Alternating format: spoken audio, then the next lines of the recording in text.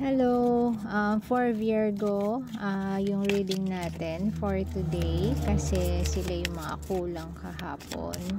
So, for Virgo, Virgo po, please. You are epic. Epic ka daw. Manifesting and doing. Manifesting and doing. Okay, manifesting and doing. So, Virgo, may minamanifest ka and you are epic daw. So, with your hard work, tingin ko sa hard work mo and yung mga ginagawa mo, ma-achieve mo yung minamanifest mo. Yun ang sabi ng card. So, we'll see kung ano ang nangyayari sa iyong current situation, Virgo. Oh, Ten of Wands. Ten of Wands, yung mga struggles mo, nag-end na. High Priestess. And Six of Cups. So Virgo, mataas daw ang intuition mo and yung mga manifestations mo nagwo-work na kasi natatapos na yung cycle mo. Eto, Ten of Wands, struggles. And dahil dyan, may mga eto, kung tao naman to, kung meron kang mga issues from the past, tingin ko if meron kayong mga hindi pagkakaunawaan sa family nyo or from the past, kung sino man siya, may magbabalik and hihingi sa'yo ng apology. So we'll see kung ano ba itong current situation mo. Okay, ayan. Temperance, realization. So, mukhang dahil dun sa past, sa pinagdaanan, may process din kasi and nag-undergo either you or yung person ng realization. And ayan, Page of Pentacles, Ace of Swords. Ikaw taong mapagpasensya, Virgo. Lahat kaya mong hindi ka nangingiming mag-umpisa muli, kahit na may mangyari o may nangyari, hindi ka nag-aatubiling mag-umpisa muli and alam mong kayang-kaya mo. Ayun, kahit na tinalikuran ka ng iba, ayan, may mga taong tumalikod sa'yo, pero ngayon na nakikita nila na parang nakakaya mo, parang sila naman ang nag-iisip na nagtataka kung paano mo nakaya ang lahat. Ayun, Virgo. So, hingi pa tayo. Yan, Three of Pentacles. Ten of Swords. Yung kanina, Ten of Wands. Ace of Wands, Ace of Swords, Ace of Wands. Ayan. Meron, maraming opportunities ang magbubukas sa'yo. Meron mga bago, meron din mga dati. Sa work or sa business, pwede rin. Maraming mga taong gustong makipag-work sa'yo, makipag-collab sa'yo. Nakikita ka nila na parang experience ka in terms of speaking mo. Gustong-gusto nila the way you think, kung paano ka mag-isip. Gustong-gusto nila, kaya gusto ka nilang isama sa kanilang grupo. Parang ganun, kasi parang marami to marami kang magiging ka-work.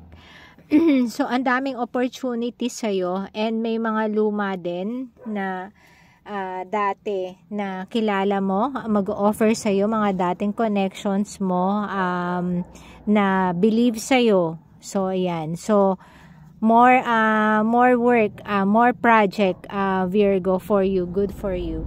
So, ayan. To close off this reading para kay Virgo, eto, hingi po tayo. Hindi po sa lahat magre-resonate, and if mag-resonate po, palike na lang po. Thank you in advance. So, ayan, Virgo, tumatalon na to. Ayan na naman, Three of Pentacles. So, ang dami talagang yung minamanifest mo, maraming lalap. Ayan, isa pa to, Star. So, Star, eto yung wish mo. Kung wish mo ito na makipag-collab kung kanino, maaaring influencer ka, makipag-collab, mag-a-agree yung kausap mo and willing sila na makipag-collab sa'yo. And isa pa, oh, Sun and Eight of Cups. Ayan. So, yung iba sa inyo tatalikod, pansamantalang iiwan muna yung kanilang puso, parang ganyan, kung saan sila masaya before, temporarily muna silang lalayo para abutin ang kanilang mga pangarap. Eto, Sun, kung saan magliliwanag ang kanyang for greener pasture, parang ganon. Ito ang pipiliin ng iba sa inyo, ang mga dreams nila, mga Virgo. Yan, either yung iba sa inyo mag-a-accept ng mga new work, yung iba sa inyo mag-a-accept ng mga dating work or projects sa mga dating kakilala. So, pareho lang yun. Pareho lang maganda ang future. Ito. Ito, from the past, maraming opportunity. Siguro madami kang naging ka-work from the past. Ayan. So, ayan. So, etong mga bagong opportunities, bagong projects, either work, business, magbibigay sa'yo ng new beginning sa bagong buhay mo. Maaaring ito yung minamanifest mo. And dahil sa hard work mo at sa siguro sa araw-araw mong pagdadasal, ito na yun, natutuldukan na yung mga problema mo sa isip at sa buhay mo. So, ayan, ituloy mo lang daw etong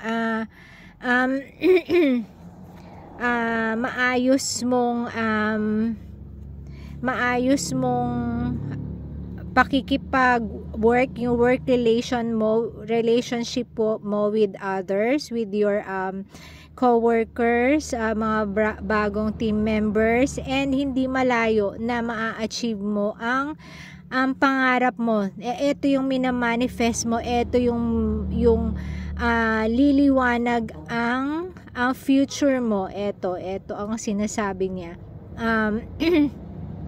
Wag ka daw matakot na isantabi yung mga dati mong nakagisnan. Diba nasanay tayo sa pang-araw-araw, and wag kang matakot daw na mag-take risk kasi kasi eto na yung opportunity na binigay sa'yo, eto na siya. So, take risk, and eto maganda ang kinabukasan mo sa mga opportunities na ito, and magiging masaya ka, magiging mag-iiba ang takbo ng isip mo, ng buhay mo. So, overall, maganda ang reading na to for Virgo. And eto, tandaan mo, ito, you are epic.